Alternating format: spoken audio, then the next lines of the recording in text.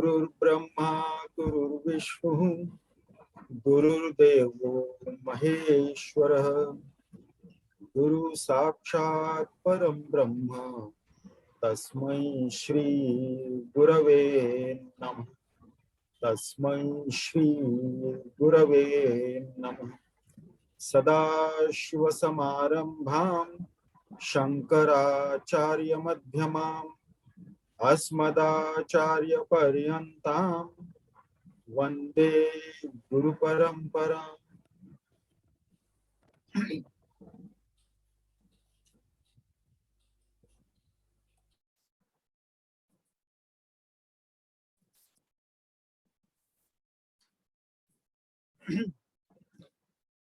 In our last session, we read up to Shlok 11.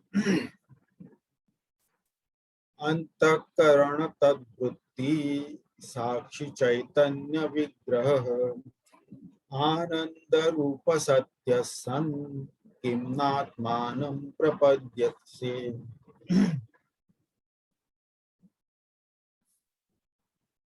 In our last session, we saw Guru appreciate the disciples' question. Whatever the doubt is, he was very clear. Sometimes we are not clear what doubt we have. We are confused about it. But here Guru actually appreciates the Shishya, the disciple, that you are very clear in your mind what doubt you have. There is no confusion there. And Guru promises to explain to him very clearly.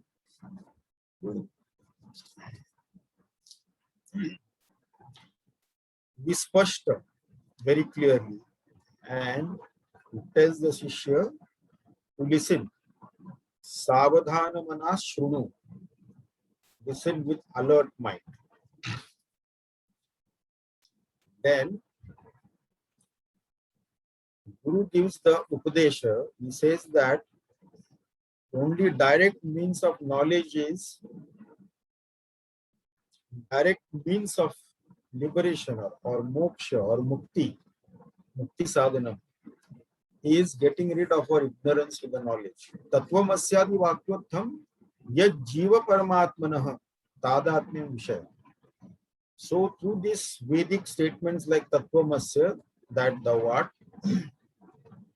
The identity between the jiva and Paramatma, the individual self and the supreme self, is established, and that itself is the direct means of knowledge. That itself is the mukti sadhana, means of liberation from all kinds of limitations and bondage. Wrong identity is the cause of our bondage. Then, of course, the disciples' question was, who jiva? Who is the individual self of jiva? Ka parascha atma. And who is the pure self or the supreme self? Tadapyam va katham tayoho. So, how the identity can be established between them through this Tattvamasyadi Vakyam. Katham tat pratipadayi. So, that he wants his Guru to prove how this Tattvamsya Vakya can establish the identity between this Jiva, that is the individual self, and the supreme self, Jiva and Paramatma. Then Guru said that, of course, I will clarify that. Atra bruma samadhana ka anya jiva tvamyomi. So you are the jiva, no doubt about that. Yat tvam puchasi mam koham. Now you are asking me, who am I? Then he says that you alone are that Brahman, that supreme self. You see, no one says that gross body is I. All say that gross body is mine. So then who does it belong to? It belongs to the ego. Ego is the one which identifies with that. So this consciousness here, he says that is what? This consciousness in you has illumined your doubt also. You have a doubt in the mind, who am I? This doubt also has been illumined by that same consciousness which you are in reality. So, Brahma eva asi na samshayah. If you are asking me who you are Brahman alone, nothing less than that. There should be no doubt about that. Because even your so-called doubt has been illumined by that same consciousness, the same pure self. But of course, to accept that Jiva itself is a supreme self is not easy. Because we have lived with the wrong identity for millions of lives together. And then, from our limited understanding, to comprehend this statement is not easy. And of course, the disciple, the Shishya, had a confusion or doubt. He said that I don't even understand the Shabdartha. Padartham eva janami na adyapi. I haven't been able to understand completely the Shabdartha, the word meaning. Forget about the meaning of the complete statement, Vachyartha or Vakyartha. And then the Shabdartha, the indicative meaning, the Lakshartha, the indicative meaning. So, Aham Brahma iti, that I am Brahman. So, how will I understand this? How will I comprehend this? That I am Brahman. It is not so easy. So, Guru agrees with him that it is not easy to understand. There are no two opinions about it. Because the word meaning has to be understood, and one word may have different meanings in different context, different statement. So together in a statement, in a different context, it will give different meaning. Then punctuations will also, if the same statement is there and there are different punctuations, the same statement will give a diametrically opposite meaning also, without changing any words. Just the change of punctuation is enough to give a diametrically opposite meaning. So words, punctuation, statements, and all these things, and especially in this subtle subject like the science of the self, subjective science, it is very, very important. So Guru does accept that it is not easy to understand the word meaning, the statement meaning of the statement, and then what is the indicative meaning of the Lakshartha. Here Lakshartha is more important. Then in the 11th shloka, Guru said that Antakarana tad vritti sakshi chaitanya vigraha ananda rupaha satya san natmanam na atmanam prapadyase. So why don't you recognize that self? Antakarana tad vritti sakshi chaitanya vigraha. So Antakarana, the inner equipment, that is actually the Jiva Bhava manifests there, the ego manifests there, and the Karta Bhokta Bhava, the experiencer, the doer and the experiencer, that manifests in that Antakarana and its function. So it is the Sakshi Chaitanya, witnessing consciousness. So it is of the nature of consciousness, witnessing consciousness, which illumines all the activities of this Antakarana, that is Chaitanya. Then Ananda Rupa. Ananda Rupa, it is of the nature of bliss. Two things are very clear, that what could be our essential nature. None of us ever want to be miserable or in sorrow or in pain. None of us. And we cannot tolerate even the slightest misery, sorrow, or pain in our life. Isn't it? So obviously, these cannot be our essential nature. Our essential nature cannot be being miserable or in sorrow or in pain or all that thing. That cannot be our essential nature, plain and simple.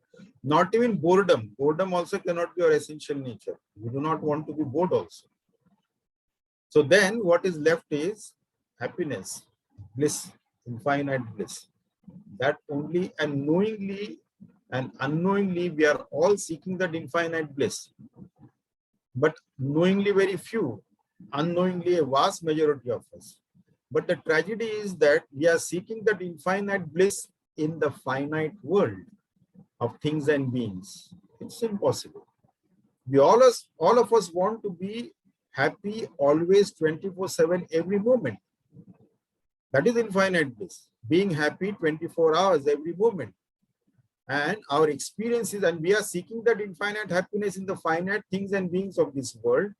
And what happiness we derive from that, a little bit. We account some kind of joy, pleasure, or happiness from this world outside, but they are all momentary, fleeting, temporary, impermanent.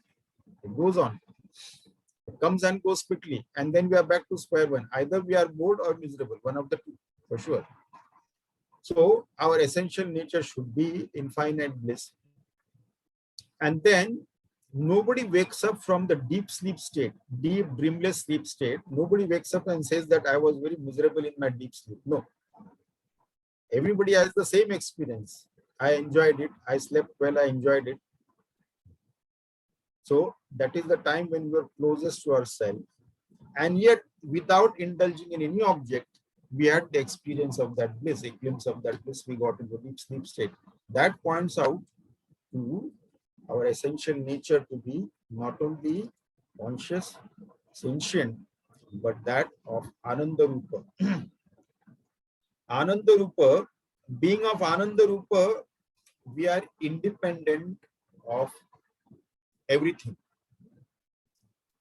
Being of the nature of bliss, that means we are independent of everything. If our bliss has to depend on anything, that means that is not a true self. If you have to depend on something, then that is not a true self. So it has to be, our bliss has to be, means Ananda Rupa means our bliss doesn't come dependent on a particular thing or being. No. It is independent of everything. And this is the real meaning of Aham Brahmasmi. That the blissful state is not dependent. Whenever we say that we are happy, it must be because of some reason. So sensory perception, we have seen something beautiful or heard something nice or tasted something delicious or smelled something fragrant or something, so on, like that. So it depends upon these. But then the real Ananda is independent of everything. That is the real meaning of Aham Brahmasmi also. Then Satya. So Satya is that which remains the same in all three periods of time. It is not subject to any change or modification. That is Satya. And beyond the three periods of time, that exists beyond the three periods of time, unchangeable, not subject to modification, avikari and nitya. That is Satya.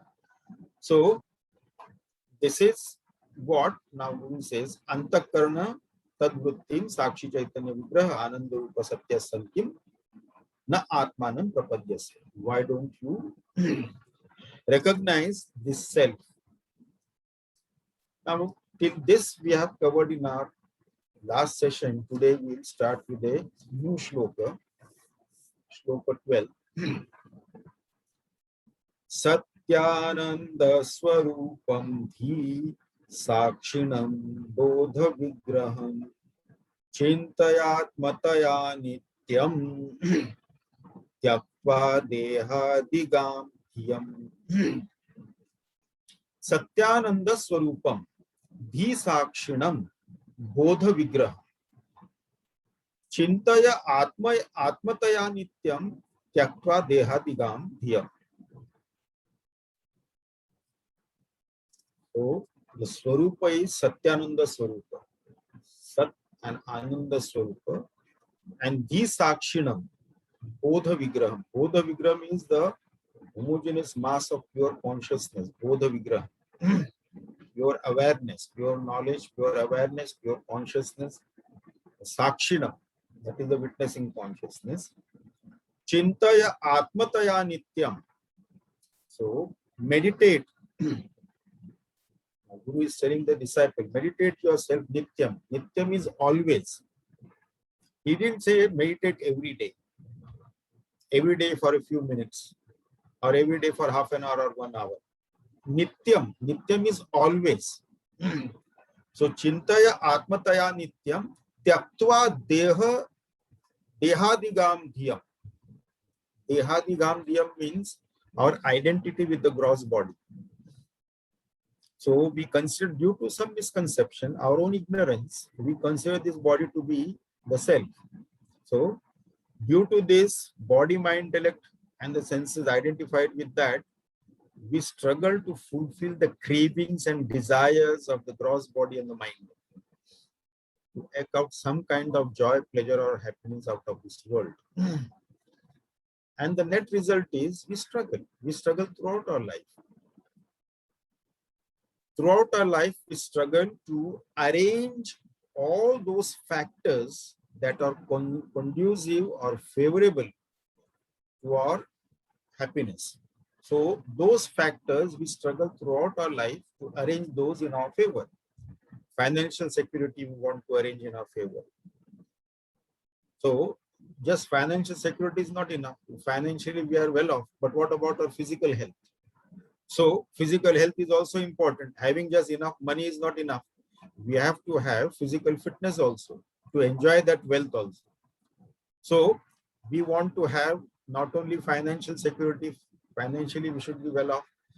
Physical health also we should have. We should enjoy good physical health, physically fit. Psychological health also we should have. Then we should have good family relations. We should have a reasonably good place to stay in. Then we should have good social relations. We should have the environment which is conducive to us, the society that is conducive to us. Oh, so all these factors, the financial factor, the health factor, the relationship factor, the home, the society, the relationship, the environment, everything we want to have conducive to us, favorable to us, to our happiness. But nothing is permanent in this world. Everything is subject to change continuously. As we arrange, when we arrange our financial security, so we feel, oh, sigh of relief that finally I am financially secure. But then by the time I spend, the time that I spend securing my finances, my health deteriorated. Then I have to get back my health. By the time I got my health back, my psychological health deteriorated. By the time I got that, then my relationship got spoiled. By the time I rearrange that relationship, bring it on even keel, then there are 1001 maintenance problem in the house. I somehow manage that. Then my social relations, they get spoiled. Then I get that back again. Then the environment becomes unfavorable to me. And so on, one after the other factor goes on. Throughout life, we are struggling like this. At no point in time, we can say that I am absolutely happy and at peace with myself. Something or the other is bothering us all the time. This is what happens. So, Deha Digam Dhyam, because of this Deha Digam Dhyam, that is why we struggle. This gross body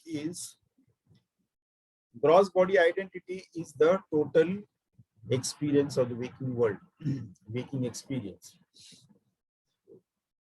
And as long as we are lost in this waking experience, for example, a dreamer in the dream world can't even have a vague notion of his own waker identity unless he wakes up. So, a dreamer in the dream world cannot have even a vague notion of his waker identity unless he wakes up. Similarly, we are in the waking plane of consciousness. We have no vague idea about a higher dimension of consciousness unless we wake up to that. You see, while we are going through these experiences, it may be possible that if, okay, maybe the body, I am not the body, fine, but then I could be the intellect. We can make the mistake of taking the intellect to be the self. Because I use my intellect for all the activities, for all the transactions, all the dealings, everything, I use my intellect. So this intellect could be the self. There is a possibility regarding that. But then this intellect cannot be the self because it is temporarily, it's not there in the deep sleep state. It is temporarily absent. So therefore, here it is said that the sakshi, the intellect cannot be the self because the consciousness, the self is even the witness of the. The sakshinam bodha vigraham. So this bodha vigraham, this mass of consciousness, is the witness of the intellect also. So that we should not have a misunderstanding that the intellect could be the self. So here it is very clearly said that bodha vigraham the sakshinam. It is the witness of the intellect. The self is the witness of the intellect. So Tyaktva dehadigam dhyam, understanding the self as the gross body has to be given up. Actually, from birth until now, no one ever told us we are the gross body. You are the gross body. Did anybody tell us no? But we have taken it for granted. When we take things for granted, we suffer in life. Then we get shockers in life. But all the scriptures, great masters, everyone tells us that we are not this gross physical body. The experiences that we are going through in this world, from the so-called birth of the body until the death of the body, that is not the reality. That is not the absolute reality. So that has been told to us by the scriptures, but we do not accept that because our direct subjective, the direct experience is something else. So though nobody told us that we are the body, we accepted it. Now everybody is telling that we are not the body. That is very difficult to accept for us. So this body, mind, intellect, equipment, they fall under the category of anatma, not self. Now here, sadhana is twofold. One is the uparama or pratyahara. First is that, now here, the sakshi. Pratyahara is first we have to pull back the wandering mind.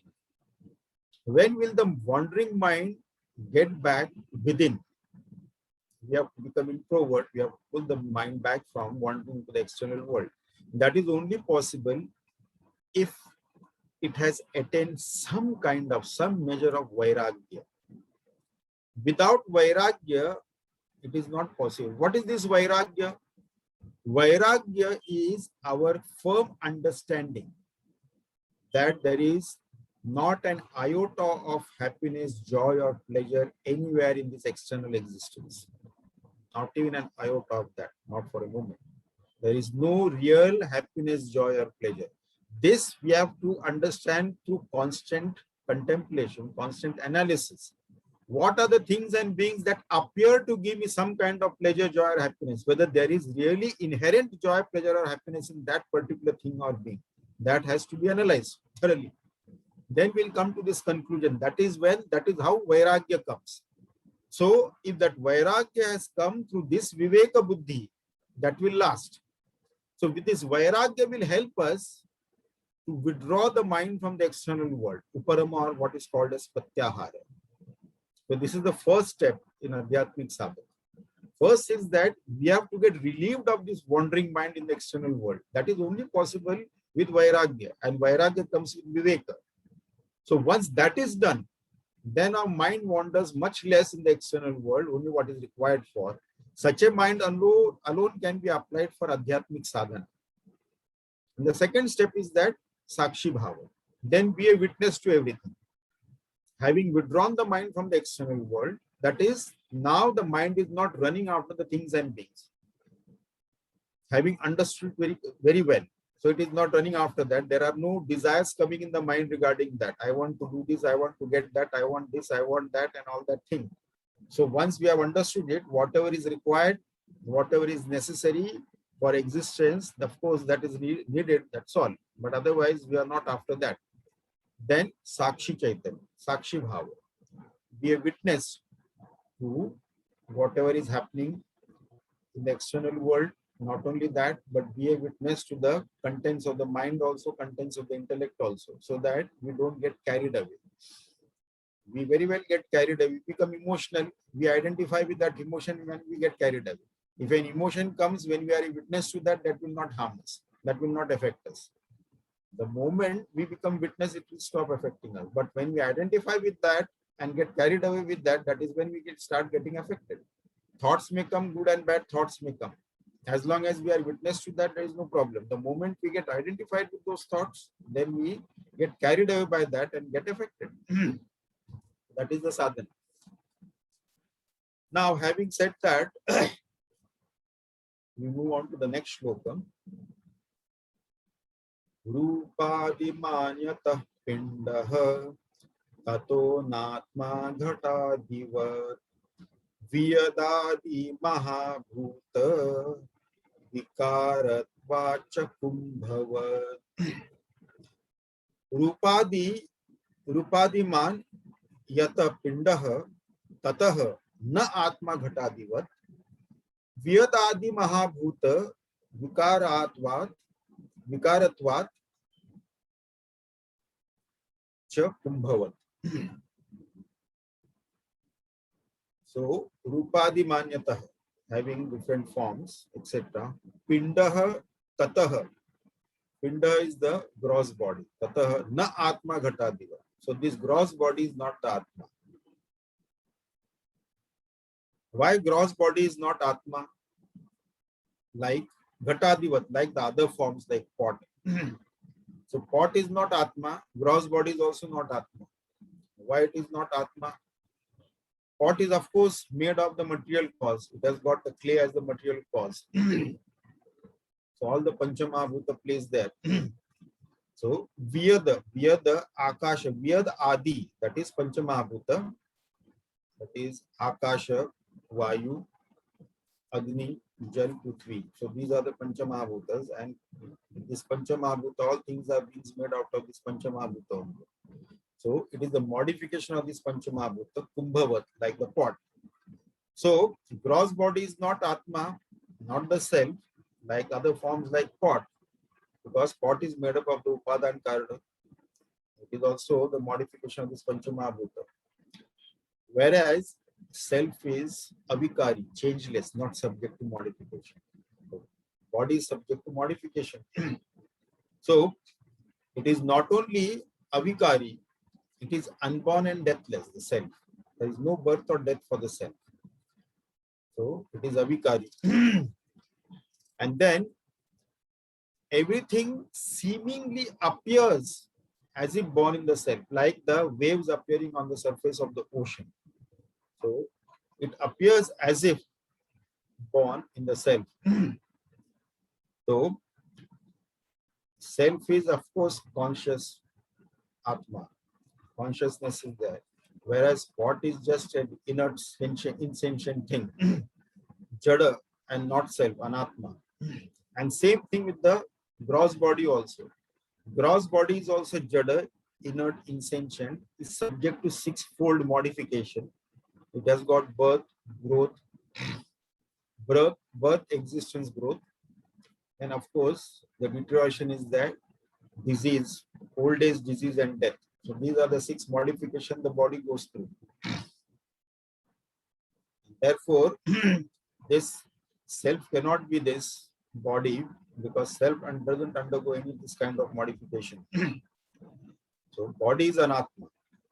If one modification pot cannot be the self, how can another modification called the gross body can be the self? Gross body cannot be the self also. That is another modification only. So all activities of this gross body, they are the expressions of the pure self to this through the mind, intellect, equipment, and through the sense organs and the organs of action. So all these activities are pertaining to that only. So our gross body is an effect of our parents. Similarly, we'll be the cause, and the gross bodies of the children will be the effect of our gross body. So But the pure self is neither the cause of anything nor the effect of anything. It is causeless, nor it is an effect of anything. It is a substratum of everything, causeless cause maybe, but there is no cause or effect in that. So,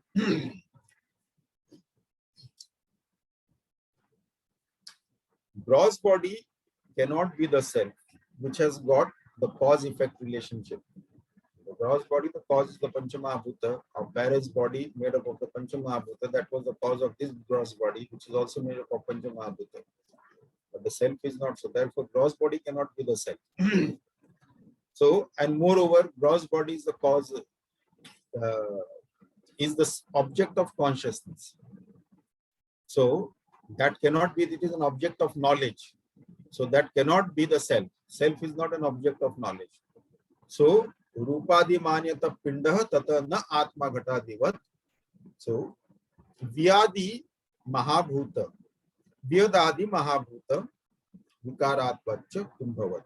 Like the pot, which is a modification of the 5 elements, same thing, this gross body is also there.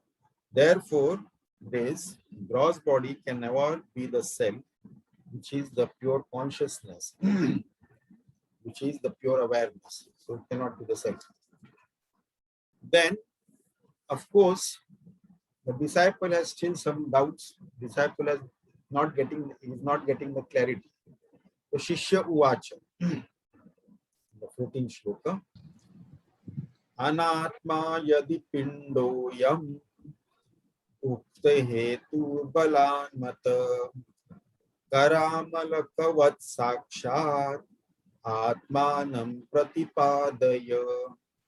Shishya Uvacha. Anatma yadi pindah ayam ukta hetu balat matah kara amalakavat sakshat atmanam pratipadaya. So now the disciple says that if the gross body, the pinda, gross body is anatma, it is not the self. Ayam ukta hetu balatmata. You have very strong reasons you have put forward why the gross body cannot be the self. Hetu balatmata. By the strength of all the various reasonings that you have mentioned, given. Having said so, Kara amlakavat sakshat atmanam paripadaya.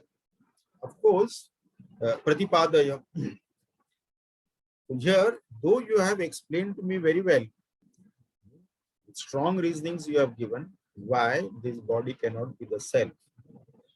Can you please explain to me very clearly, like Kara amlakavat, like the amlaka fruit, gooseberry fruit on the palm. Everybody can see that very clearly.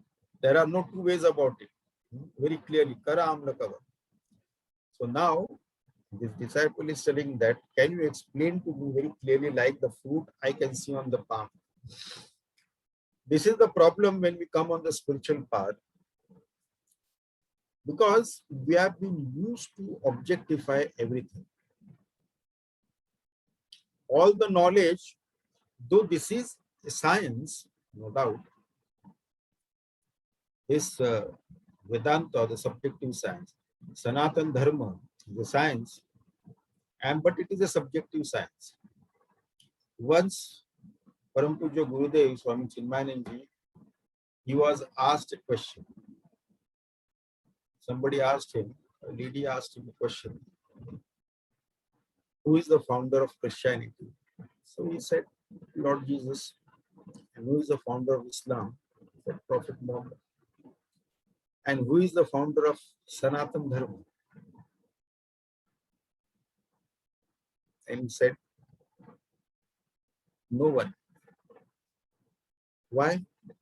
Because Sanatana Dharma is not a religion. It is science.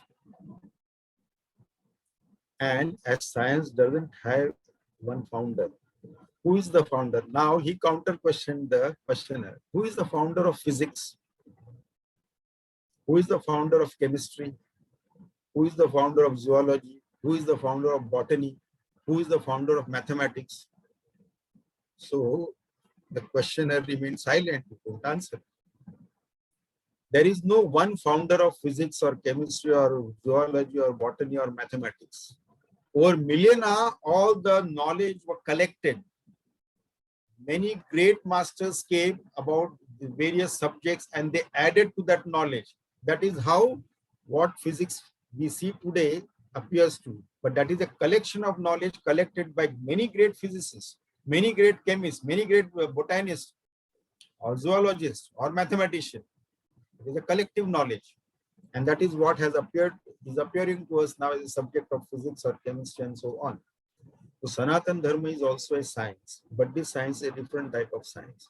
Science studies the external things and beings, matter and energy, as well as the external phenomena.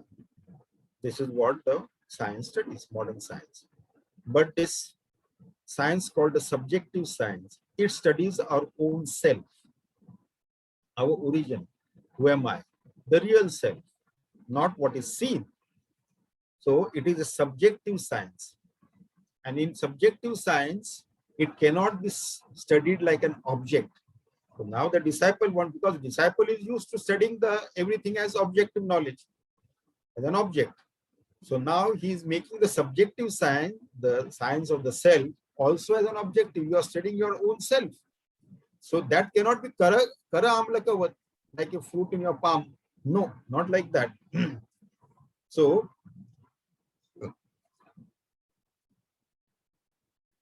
as is usually, we want to know something through our mind, intellect, through our sense organs. This is how we want to know things. But that is not possible because it is beyond the Panchakosha. The self is beyond the Panchakosha. In fact, the self is substratum of the Panchakoshas, the 5 koshas, the 5 sheets.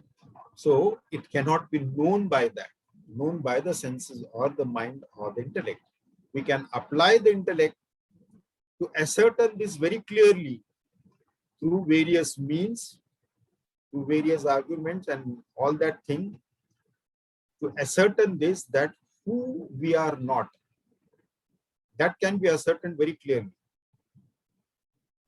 The mistaken identity that we had, we are this, so that we can use our intellect to analyze and come to the conclusion that we can never be any of this. That is for sure.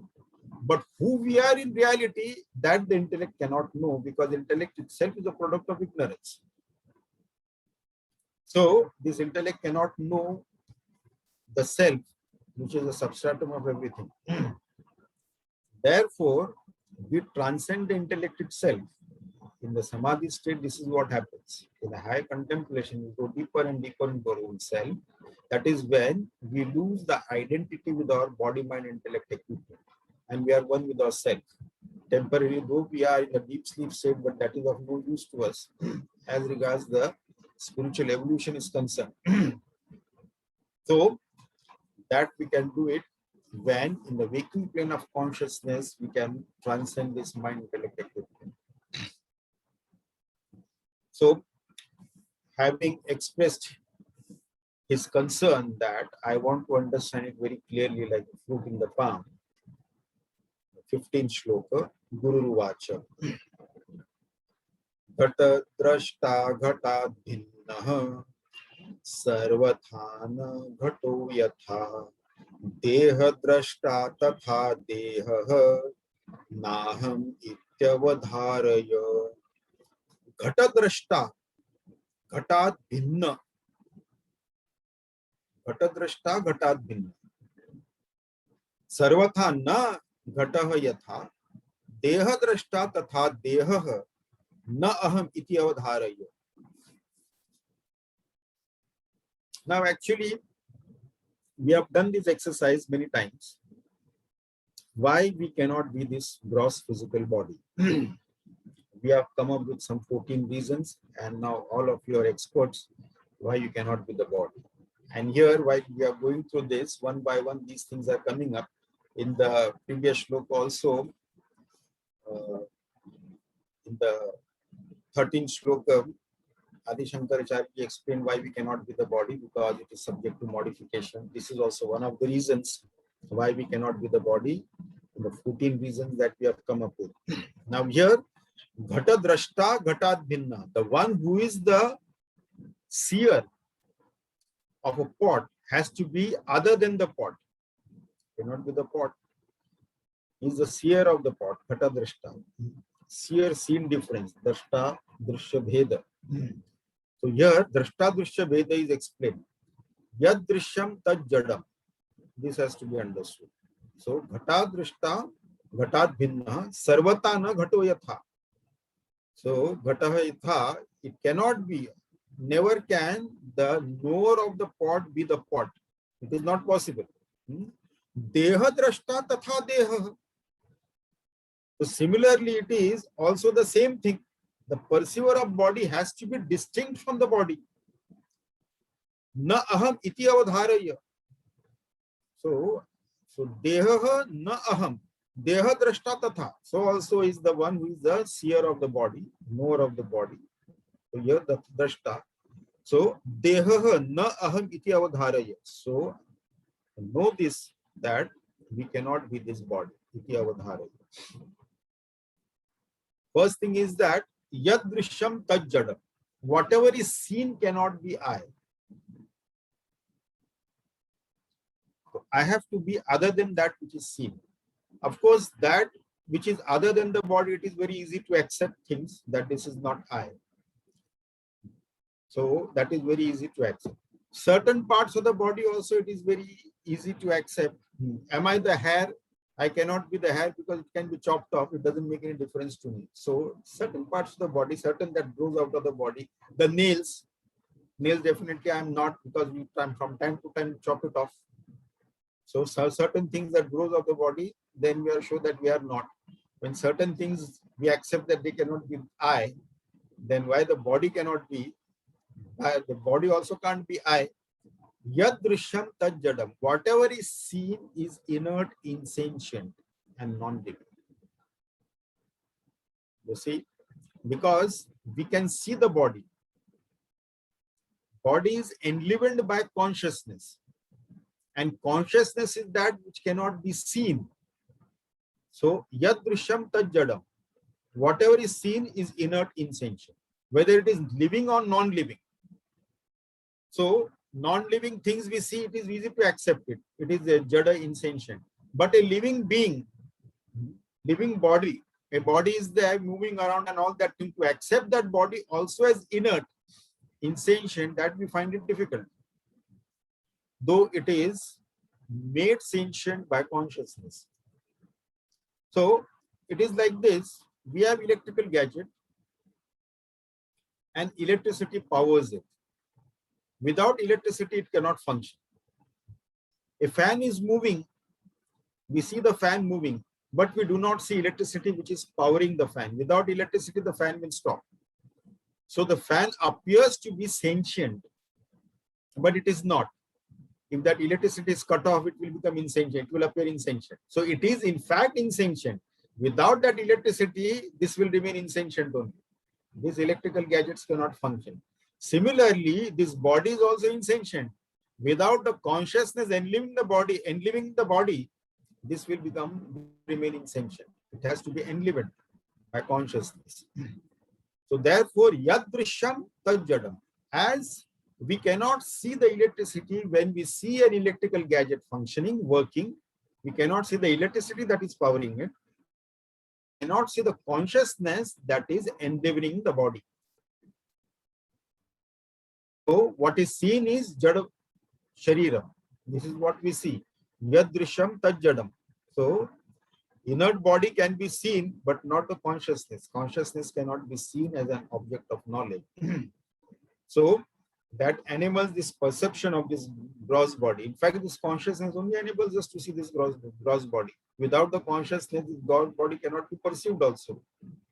So this is what it is. Now, as earlier, the disciple wants to know as an object of knowledge. You see, Kara Amla Kavat. So which is not possible, which is beyond Panchakosha. Seer Drashta is always separate from Drushya. Seer is always separate from all that is seen. They cannot be two at the same time. It has to be, they have to be separate. And we have seen this by, because without the seer being separate from that which is seen, the modification that is taking place in the scene cannot be known by the seer. If seer is part of the scene, isn't it? This reasoning is also there why we cannot be this body, because the more of the modification or more of the changes have to be outside the field of change. So if I know the changes taking place, then I have to be an entity other than that. We have seen this as one of the reasons why I cannot be the body. Always the knower of change has to be outside the field of the body, field of change. Being the part of the change, we will not be able to know the change. You cannot comprehend the change being the part of the change.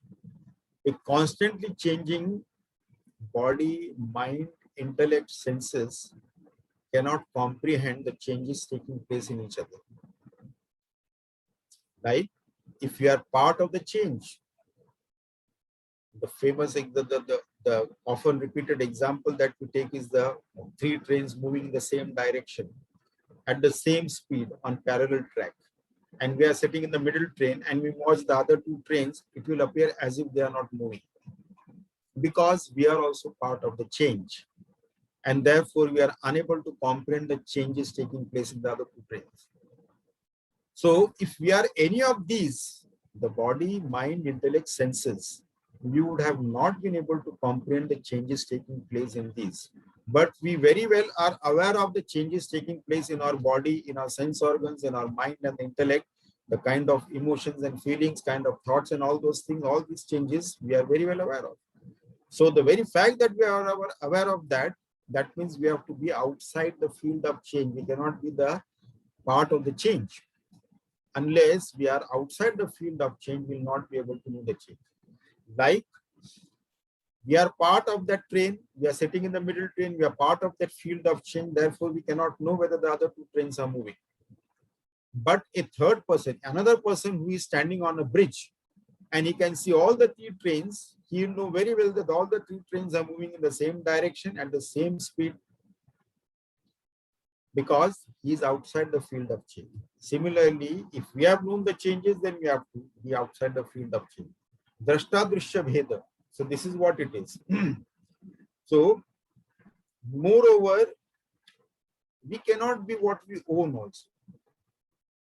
When we refer to our body, we refer to it as my body, my hand, my stomach, my leg, my head.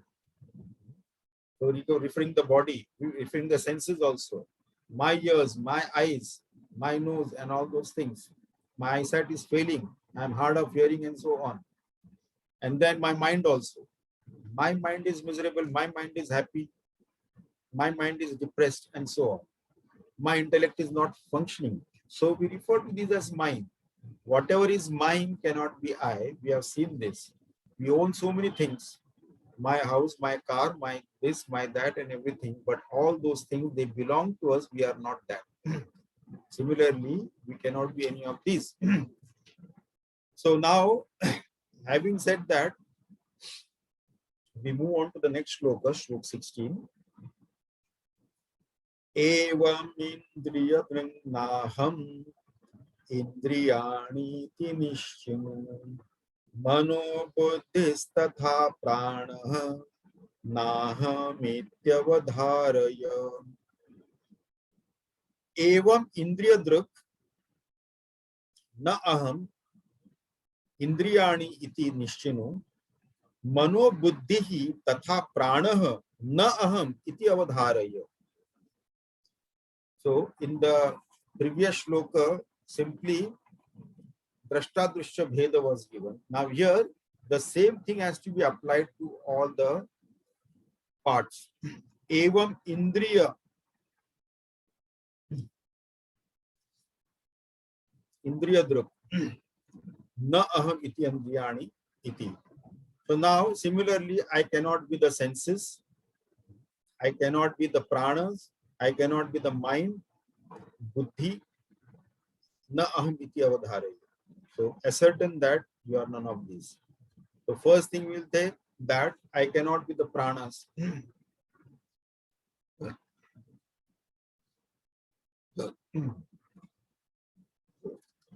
So we have explained as drashta. We are the drashta or the seer of the pranas also, sense organs also, mind also, buddhi also, mana buddhi. We are the drashta. That is one thing. So also, now why we cannot be the prana? We are the drashta of the prana. The prana vayu that we take in, then apana vayu that we give out, and all that thing, we are the drashta of that. To a certain extent, we can control it also. We can speed it up, slow it down, and maybe for a few seconds we can stop it also.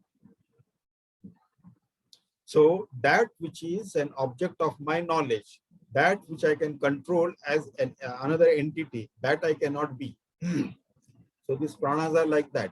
If I were prana, and if I stop breathing for a few seconds, so for those few seconds I should go out of existence. But it doesn't happen. I can stop breathing, I can speed it up, I can slow it down, and all that thing, but that doesn't affect my existence as such. So if I was the prana, and if I stop breathing for a few seconds, I should go out of existence. For the few seconds, I should cease to exist. But that doesn't happen. Similarly, the sense organs also I cannot be, because first thing is that I am the knower of the sense organs. And this sense organs also, the modification that goes on in the sense organs also, I am knower of that. Earlier I could see perfectly, now I need glasses to see. My eyesight is failing. Earlier I could hear perfectly, now I need hearing aid to hear. So over the years, the modification that has happened in my sense organs, and so on. So I cannot smell for certain reasons. Earlier I used to smell very well, now I cannot smell. I could smell earlier very well, but now I cannot. So that could be some reason for that. So it has undergone modification. So this I know very well. So therefore, I cannot be, I am the drashta of this also. I am the knower of that also. So jnata jnaya bheda. So I cannot be the sense organs also. Then again, my mind also. My mind has also constantly kept on changing, in the sense that the type of emotions, feelings, and sentiments that it used to entertain as a child, then as a teenager, as a youth, as a middle ager, in old age, it has constantly kept on changing. And I am a witness to that. I am the knower to that. So therefore, I cannot be this mind also, and the intellect also, the type of thoughts which I used to entertain as a child, as a teenager, as a youth, as a middle ager, as an old age. So that has also kept on changing. And I am a witness to that. So therefore, I cannot be this intellect. So similarly, as in the previous shloka, which Adi Shankara said, so we cannot be this body, mind, intellect, prana, senses. So we cannot be that. So also, because of jnatadnaya bheda, as the knower of this gross and subtle body. And the knower cannot ever be the object of knowledge. Knower has to be different from the object of knowledge. They are all object of knowledge. They can be studied, whether it is the sense organs, the pranas, the mind, the intellect. Earlier it was the gross body. They are all that can be studied, and we are witness to that. We are knower to that. So they cannot be the self. So therefore, these are all objects of knowledge. They are the jnaya vastu, known. And therefore, and the self cannot be known. The simple example that comes to mind is that with the intellect, now somebody said that with the intellect we know everything. So maybe the self should be the intellect. But actually, self is the witness of the intellect also. And self illumines the intellect also. It gives the sentiency to the intellect also. And this intellect cannot know the self. Self is an object, the intellect is an object of knowledge or consciousness, but intellect cannot know the self. It is like this. We enter the dark room and we cannot see anything. Then we switch on the torch. When we switch on the torch, in the light of that torch, we can see all the things there. But in the light of that torch, can we see the battery cells on which this torch is functioning? No, we cannot see that. So the light of that torch cannot illumine the battery on which it is functioning. Similarly, the intellect, which is functioning only because of consciousness, this intellect cannot know this consciousness, which is actually illumining that intellect to function. It cannot know. So therefore, it should be very clear that none of these can I be. So whether the sense organs, pranas, mind, intellect, and so on. Having said that, we move on to the next shloka. Sanghatopi tatha naham iti drishya vilakshanam drashtaram anumanena nipunam sampradharaya. Sanghatah api tatha na aham iti drishya vilakshanam drashtaram anumanena nipunam sampradharaya. Now Sanghatapi. Okay, maybe individually I may not be any of these. The sense organs, pranas, independently, individually I may not be any of these. The intellect or mind or the gross physical body like that. But what about a combination of all this? Maybe I may be this combination of all these together. So can it that be? So here Adi Shankara Acharya, he takes that doubt up. He says that also it cannot be possible. Because Sanghatah api tatha na aham iti. Why? Because drishya vilakshanam. Because they are all seen and I am the seer. Drashtaram anumanena nipunam sampradharaya. So by inference, this Sanghat also we cannot be. A combination of the subtle and gross body also cannot be Atma. Unlike you have got so many combination of things. We want red color in the mouth. So what do? We have this bitter leaf and that chuna katha and all those kind of things. So you mix it together and then you chew and then your mouth becomes red. It gives red color. So a combination of different things has given up to a different thing. That red color was not there anywhere in that combination things. Then it has given rise to that one. So it is not something like that. Or many threads together, when they are woven together, and then we get a thick rope. So it is not like that. That a combination of all insentient things cannot give pure conscious self, cannot make a pure conscious self. It is very simple to understand. If one insentient thing cannot be the self, a combination of 5 insentient things cannot be the self. So this is what is happening here. So Sanghatapi, Sanghatahapi. So whether it is the subtle body or the gross body together, or all the equipments together, all the panchakosas together, that cannot make the self because they are all insentient. So all 10 or 100 insentient things put together, non-living things put together cannot make one living thing. The consciousness cannot be produced from a combination of different inert insentient things. So this is also not possible. So that possibility also has to be eliminated. So Sangat api tatha na ahamiti drishya vilakshanam drashtaram anumanena nipunam sampradharaya. Now having said that, we'll take up the next shloka in our next session for discussion. We'll conclude it here. Now, if anybody has got any questions on the topic that we covered today, they can ask.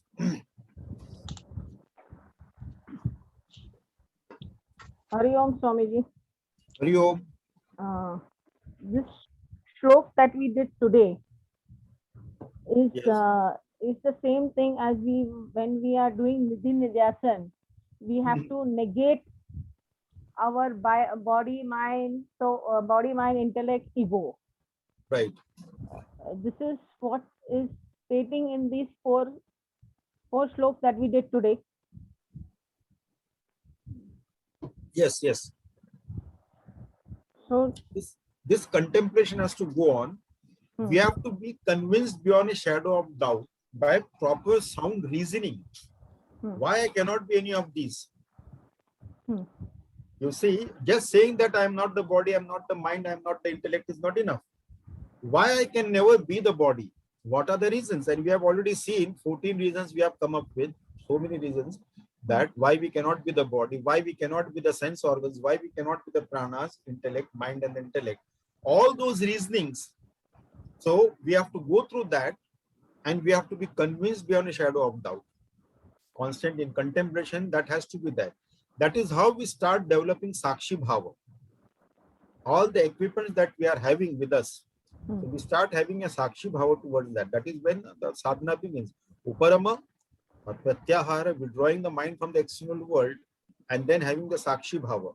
When we are doing the Sakshi Bhava, then contemplation of why we cannot be any of these, that has to be very clear in our mind. no, as a student is saying, as a student or an ignorant person says that Hmm. I can hear you, but I cannot understand. Hmm. So that is what he now from so many ages, life Hmm. we are having body, mind, intellect, ego, and even in this life, it is so many years past of we are living in that uh, belief only. We are body, mind, intellect, ego. So Hmm. all means even after so much of how much contemplation is required to get rid of this. It is too tough. It is too tough to follow that so soon. Theoretically, yes, we understand it is not body, it is not mind, it is not intellect, ego, everything. But practically practicing is very difficult. Even to Yes. contemplate full 24 into 7 is uh, not an easy path. Yeah, it is not an easy part. But then Adi Shankara said Nityam. Atma Chintayatmana. Chintayatmana Nityam. Nityam is always. Then of course we are busy because we have to take care of the body. We realize the self. We have to take care of the body, and whatever needs to be done for the body, we'll be busy with those things. But whenever we have time, or if we can, if we are walking somewhere, then the contemplation can go on. If you are walking to some place or to the market or anywhere, on the way the contemplation can still go on. If you are engaged in some activity, of course you have to pay full attention to that. Otherwise, there may be mistakes. But this has to go on. It is not that specifically I sit for study for half an hour or 1 hour, or I meditate for in the morning once and then the whole day I'm engaged. So we give 15 minutes or half an hour of a day, and then what do you do for the other 23 hours, 30 minutes? So therefore, spirituality is said to be a 24 hours full-time job, not a part-time job. In every activity, Hmm. whatever we do, our actions, whatever thoughts we entertain, whatever words we speak, whatever thoughts we entertain, whatever emotions we entertain in our mind. Hmm, so we have to be alert and always. So that is the sadhana we do. That is the spirituality. That is the spiritual sadhana. So spirituality is a 24 hours full-time job. It is not a part-time one that we do meditation for 10 minutes and then we are free to do whatever we want. That doesn't help. This contemplation has to go on. Sometimes we may be doing something, when we are constantly contemplating on that, we get insights. Sometimes we get some revelations, some insights we get, which we never thought of, but you are deep into that thinking, and suddenly a flash comes. And then we get a new revelation or a more clarity in that, and how joyful we are at that time. Oh, I didn't even know what a stroke of good luck that it just appeared just like that. And then for a few days we'll be in that euphoria. So that we should not be. That we It's just a, be Then, that thought. again, the thoughts that come to us, Yeah. always we should be able to cut off from the thoughts and Yeah. not have a dialogue with it, because even the dialogues are giving us karma kant. It is creating a karma. So we Right. should, that is what we have to cut off. So, but we should be able to cut off at not after completing the dialogue, what is coming to my mind. It should be initial stage. No, we should be able to think why these thoughts have come. Yeah. Contemplation has to come. For contemplation, thoughts are required. Then only we are able to, we have to use the thought to transcend the thought. Contemplation are required until we are fully convinced that we can never be this, and then we have no other way out. Now then we have to transcend. That time will come. Slowly, slowly this thought eruption will start reducing, and when we sit in silence, and then it happens like that. Many of the great Mahatmas, they had this kind of awareness of the self while on contemplation like this, and suddenly everything stops. And then you transcend the mind intellect equipment itself. But that continuously we have to be in that field continuously. It is not a 1 or 2 day job or 1 or 2 hours job, or every day or every day I devote 15 minutes or half an hour or 1 hour for that or something like that. No. Even while traveling from point A to point B also, the contemplation can continue, or reflection contemplation can continue like that. And we get greater insight like that. Sometimes we get a flash, sometimes some revelation comes, and we have a deeper insight. So that helps us in further into the on the spiritual path. Yes, thank you, Gurudev. Swamiji, what Asha wants, can you hear me, Swamiji? Yeah. What Asha wants, the Eureka moment as quick as possible. Actually, not Asha, everybody wants that. Swamiji, Eureka moment. Everybody wants, na Swamiji. Yeah, Swamiji, Eureka can moment that can happen often. Sometimes when we get an insight, that is a Eureka moment for us, when we are contemplating on something and suddenly it flashes like that.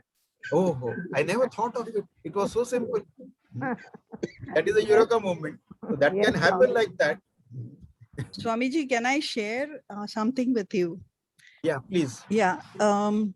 Even I was wondering, because when we did Sat Darshanam, now we are doing Vakya Vritti, even I am that, all these when we read or we listen to it, it's all saying the same thing, that you're not the body, you're not the mind, Right. And I was asking myself, then why am I listening to this again and again? What should I be doing? In fact, I think I told Pankajji also about this. But today, when I was quietly listening to you, you were repeating almost the same thing again and again, that you're not the body, you're not the mind. A kind of peace descended upon me, it is quite unexplainable, but I felt by listening again and again, your thoughts are directed towards the I. And if I'm mistaken, please correct me, but this was the feeling I got today. So I thought I would share with you, Your thoughts are directed towards your real self. Towards the real self. Listen to it again and again. Why do we need to listen? See, truth is only one. Brahman is the truth.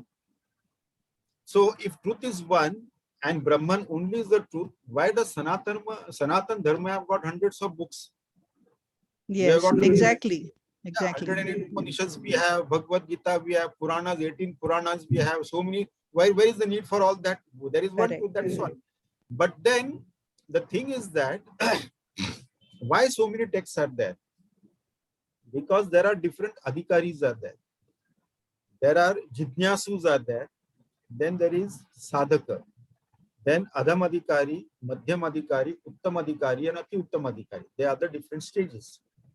So when a guru is there, a sadguru is there, all types of disciples will be there around him. Some may be just jitnyasu, from jitnyasu to ati uttam adhikari. Right. So what he does is that he starts with the highest text first and gives the highest knowledge first. Okay. So that if an Ati Uttam Adhikari is sitting, for Ati Uttam Adhikari, one statement is enough. Guru says Tattvamasi, and he'll realize it at Aham Brahmasmi.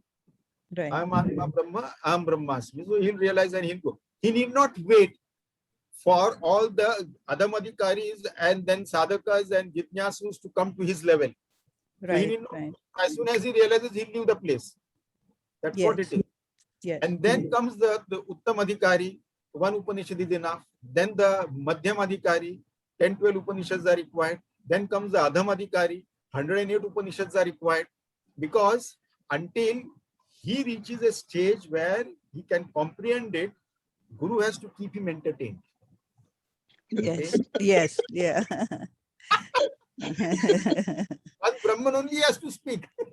Exactly. But Exactly. he has to bring varieties, different approaches like that. So then 108 Upanishads for that Adham Adhikari.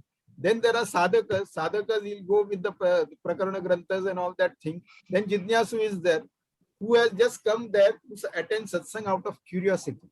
What is this all about? Adhyatma all about. So Jidnyasu. So it will take time for a Jidnyasu to become a sadhaka, then to become an Adhyamadhikari and Madhyamadhikari and Uttamadhikari. So that is why we have got so many texts.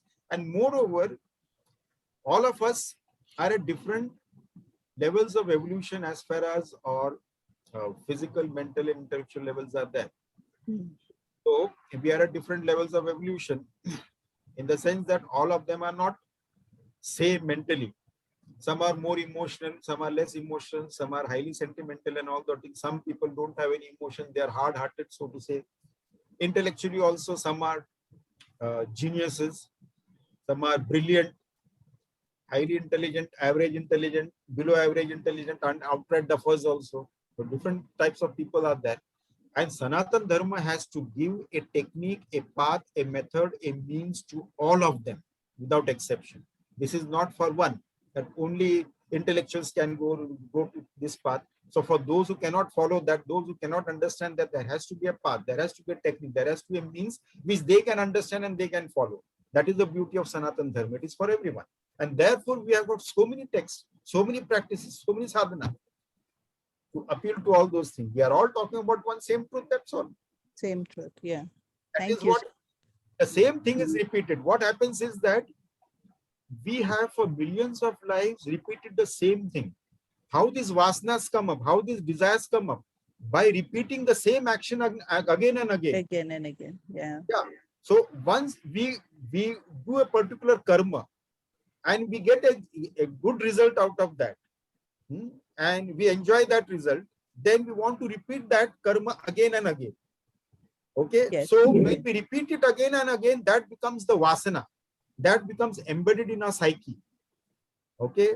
So and that vasana is there, we have created that vasana. Even if you drop the body, take another body, this vasana is there because subtle body will come. So because of that vasana, we'll develop a desire for the same activity. Right. Because we got it from the previous life. So strong vasanas are there. So over millions of lives, we have collected so many different types of vasanas, which creates different desires. Therefore, our mind is extrovert and keeps running into the world. Now we have to reverse procedure now. We have to reverse it. We have to retune it. Yeah. So instead of all that thing that we have filled up, now actually what, Vedanta is basically unlearning process. Right, right. We have learned a lot of things which is of no use to us. Many things we have learned. Vedanta is basically learning nothing but unlearning everything. Unlearning what we have learned. Unlearning all the wrong identities and so on. It's an unlearning process. One by one, we discard that. Right, wrong. right, right. It requires repetition because vasanas that we have brought from after practicing millions of lives to it will not just go just like that. It is a kind of, we have to keep on reminding ourselves again and again, kind of brainwashing, something like that. Again, the words that is spoken by a realized soul, it has a different effect on the people around him, right?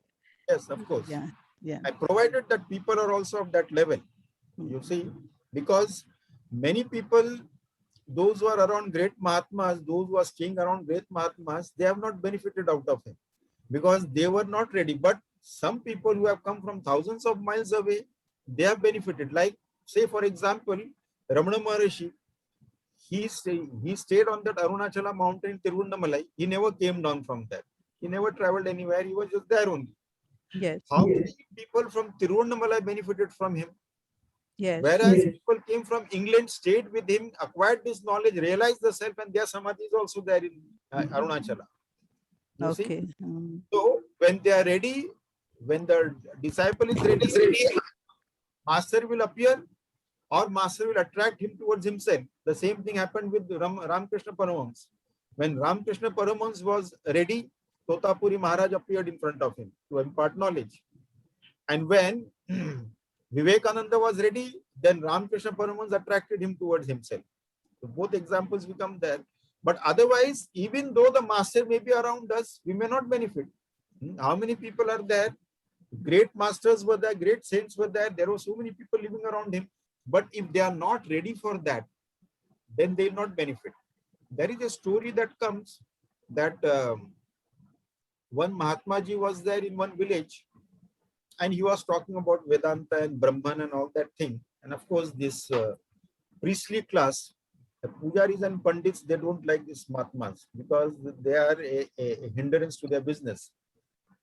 So one day they said that you talk about Brahman, everything is Brahman and all that thing. So one fellow who used to take the sheep, the cows and all that for grazing. So that fellow was standing there. So he is also Brahman, yes. Then can he do the Vedic chant? Yeah, he can also do Vedic chant. So what this Mahatma Ji did was that he drew 7 lines on the ground and asked that shepherd to cross that 7 lines. So when he crossed the 7 lines, and then Mahatma Ji told him, now chant Vedas. So he started chanting. Wow. So the Brahmins, they were very impressed and they were dumbstruck, and then they left from there. Then after a few days, the shepherd's wife came running to this Mahatma Ji. What have you done to my husband? What happened? No, he's not going to graze the sheep or the cattle. What is it doing? He's chanting. So Mahatma Ji told his wife, send him to me quickly. So when he came back, he again drew the 7 lines and made him cross those 7 lines on this side. Then he again became the shepherd. He'll become a Vedantin after the 7th life, 7th birth. So he's not yet ready for that. So he just fast forwarded him. What he'll be after 7th birth, he just fast forwarded for that puja, the pujaris and pandits to know.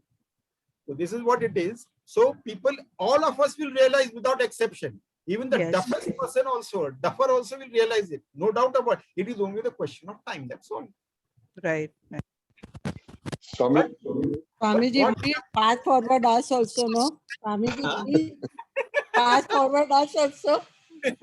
What we need to do is that we should not imagine that, okay, it is too late for me, maybe some next life or something. No. But our sankalpa should be this very life before we drop the body.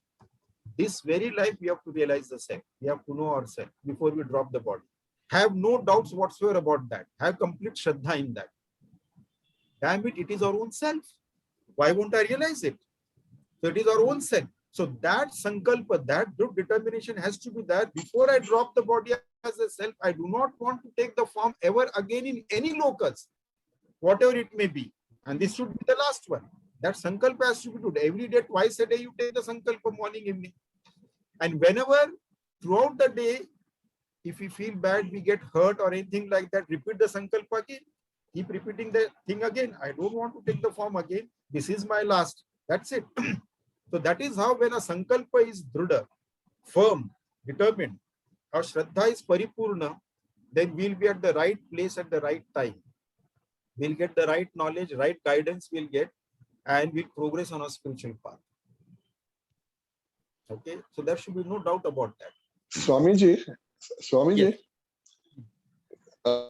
With you for quite a long time now. How many Upanishads we require to get Tattvamasi? It can happen in a moment also. This is the answer to Hema. No, it can happen in a moment also. So you have to be optimist, be positive. You are the Yes. self even now. Even in our ignorance also, we are nothing less than the Parabrahma Paramatma, Nitya Shuddha Buddha Mukta Parabrahma Paramatma Swarup alone, and nothing less than that. Even in our ignorance also. At this very moment. Swamiji, Hmm. one question. Suppose one of us realizes Tattvam Asi Hmm. at the end of this text. Hmm. We know that Sanchit Karma will be destroyed. Hmm. Therefore, the birth. Only he will go through the Prarabdha Karma, but he will not suffer. Hmm. Whatever it is, suffer Sanchit only. and Agami Karma both will be destroyed. Both will be destroyed. But actually, isn't it the karma something which was done and they are accumulated? They have become a Sanchit Karma. Hmm. So Who did the karma? naturally, a subtle body and gross body. All three bodies, So isn't it? did the self did the karma? No. But what happens to that Sanchit Karma? Sanchita karma is destroyed when the knowledge takes place, because the ego is dissolved. So there is nobody to hold that, possess it. Ego is the one who is identified with all that thing. That ego is destroyed in realization of the self. So there is no Sanchita karma, no Agami karma, and Prarabdha karma. Because the ego is destroyed, the Mahatma doesn't have any Prarabdha karma also. Because Mahatma is now pure self. There is no Prarabdha karma for that. The body will go through certain experiences that doesn't belong to Mahatma. The body is there, that's it. Mahatma uses that as an instrument, that's it. He's not bothered about that. So Sanchit Karma in the seed form, can we say that they cannot fructify? Sanchita karma and Agami karma, you see, the thing is that it is not fructify or anything, that it is destroyed it was accumulated. Who accumulated it? It is not the Atma who had accumulated it. Now the one who was Jiva, he has realized himself as Atma. So he has no wrong identities left. That doesn't belong to him. He's free of that. He's liberated from that. So therefore it is destroyed. But the manifestation of body took place because of certain karmas that were fructified. That is called as the prarabdha karma. And therefore the body may go through certain experiences, good or bad, whatever it may be. But then Mahatma is not affected by that. So realization proves the point that action done in the past cannot have the consequences. No, even after the For realization also, Mahatma ji does action. He is involved in karma. He'll continue doing karma. Or he may sit in samadhi, or he may continue doing karma. Aneshwar Maharaj sat in samadhi. After he finished, he accomplished whatever he had to accomplish. And then he sat in samadhi. He didn't do anything. Others are engaged in karma also. But then, whatever karma that Mahatma ji is doing, he is alipta or untouched by the results of those karma, whether they are good or bad. He is not touched by that. So, of course, he will not do any negative karma, but in case if something happens, so he is not attached to that. Those karma phalas will not stick to him because he has already transcended. He is no more the ego. He is the pure self. And whatever karmas that he do, that will give result, no doubt. But to whom will the results go? Results will go to his devotees. And those who do his seva and all that thing, the results will go to his good karma, results will go to them. Okay. Swamiji, all realized soul, they never remain in sansar. How we are remaining in sansar or whatever, I don't know, I'm using that terminology. But then realized soul, they never remained in, they were either aloof from the sansar. So they were not affected by day-to-day work or karmas or something like that. It is not that. They very much remained in the sansara. Eknath Maharaj, he was a grihastha, sansari. He remained in sansara. He didn't leave that. Nisargadatta Maharaj, even after realization, he was making bidi for a living, to take care of his family. So they lived in sansara. Tukaram Maharaj lived in sansara. Namdev Maharaj lived in sansara only. So they didn't give up sansara. They didn't retire to a forest or to the mountain. No. They lived in sansara. They discharged their duties towards their family. Everything they did. Okay, Swamiji, we'll conclude today. Okay. Uh, uh, can I ask everyone to mute themselves except Swamiji? Om Purnamada Purnamidam Purnat Purnamudachyate Purnasya Purnamadaya Purnameva Vashishyate.